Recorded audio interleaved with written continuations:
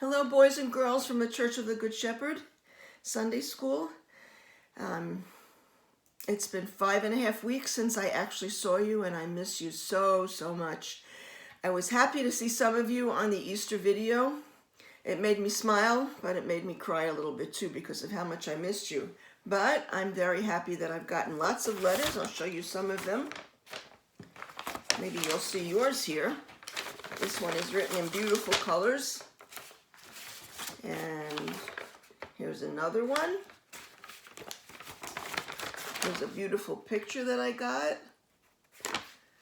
And here's a letter from a very little girl. I'll tell you about that in a minute. Here's another letter. This isn't all of them. And here's another beautiful picture that I got. And here's a letter that was written on 2 sides. It's a nice long letter.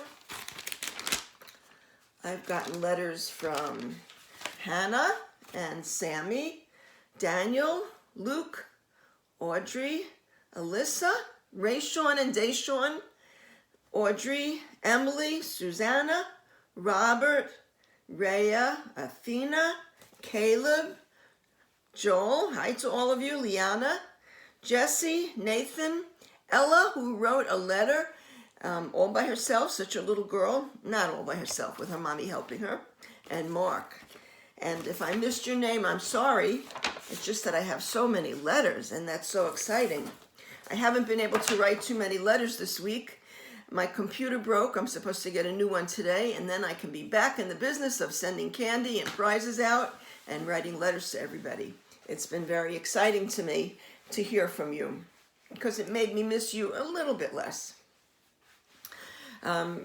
Probably when you first didn't have to go to school, it was kind of nice and fun.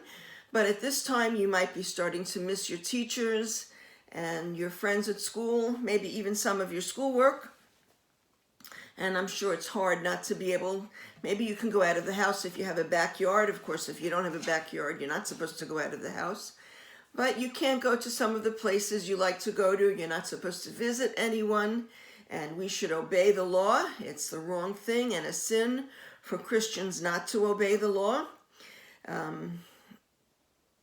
So I'm sure that you miss all those things, but the Bible says that wherever we are, we're supposed to be content with what's going on around us. And so that's what we should do. We should try to find things that will pass the time. First of all, you have your schoolwork to do.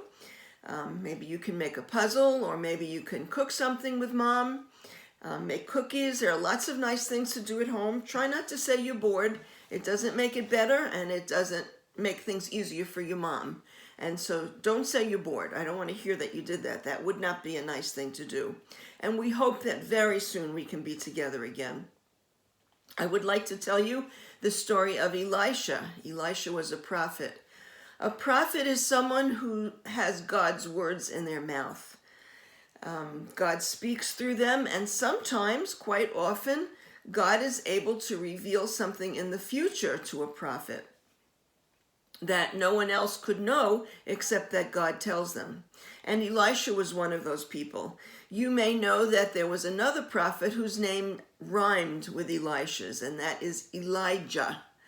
An easy way to tell them apart is Elijah with a J came first, that's before S in the alphabet, and Elisha came afterward. They both have a lot of very exciting stories. We're only going to talk about Elisha's, although Elijah is in today's story, actually.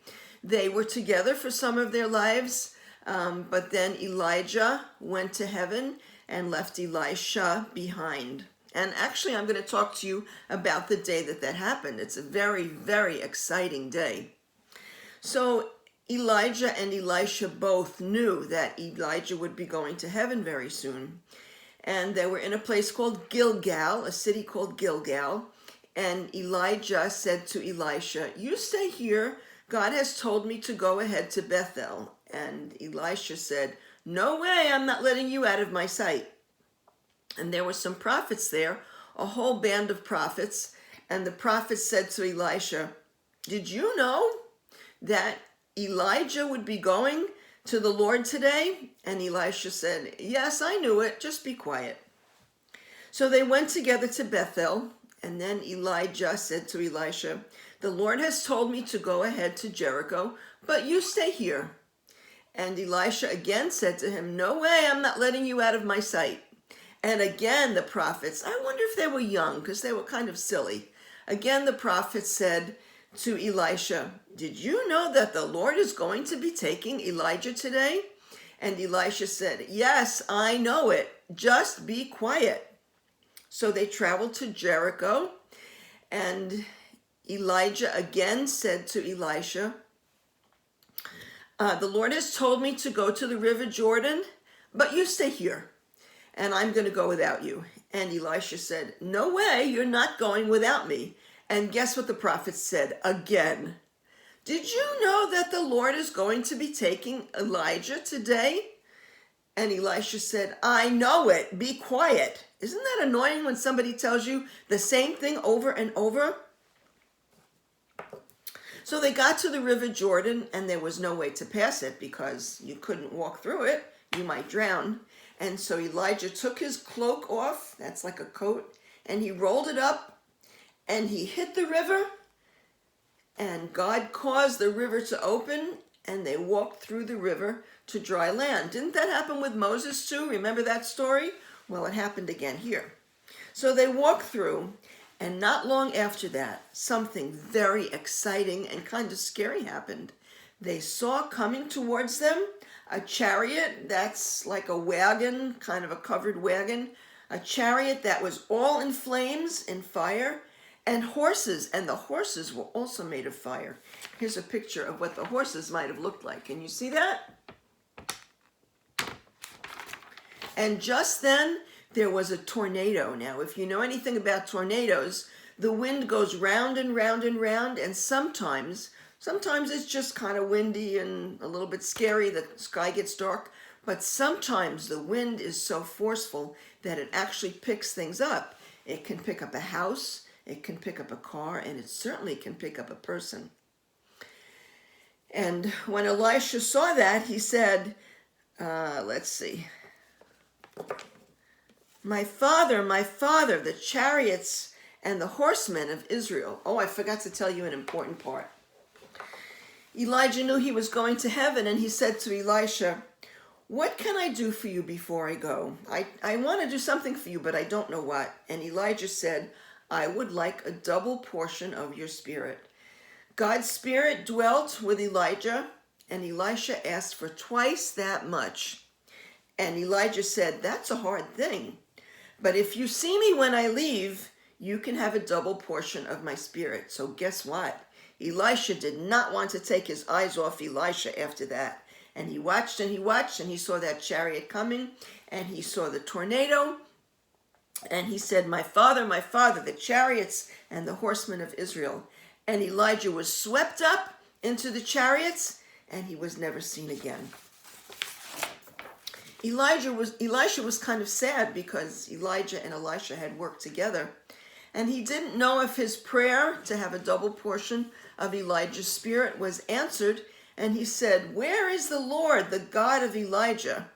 So he took Elijah's coat, which he had dropped on the ground, and he too hit the Jordan River with the coat, and the river opened again. The prophets that were around saw what happened, and they said to each other, "The spirit of Elijah is resting on Elisha." That was a good thing to say. They obviously saw that God's spirit was now resting on Elisha. But they should have kept quiet after that, because then they said a very silly, okay, I'm going to say it, a very dumb thing. They said to Elisha, maybe when Elijah was swept up in the chariot, when the Lord swept him up, maybe they dropped him somewhere. And Elisha said, no, I don't think so. No, the prophet said, we want to look. You see why I said they were silly and they must have been young or something? They said, there are 50 of us. We want to go and look for Elijah in case God dropped him. And Elijah was so embarrassed for their silliness that he said, if you really want to go and look, go ahead and look. So they looked for 3 days and 3 nights. Well, of course, they didn't find Elijah anywhere. God would never have dropped him. And they came back to Elisha and they said, we couldn't find him anywhere. And Elisha said, I told you not to go. They were so silly. That's going to be the end of the story for today. Next week, we'll talk more about Elisha. There are lots of other exciting, and some of them are a little bit funny stories, but they're all wonderful stories of the things that God did. Miss you very much. I love you all. Can't wait to see you again. God bless you.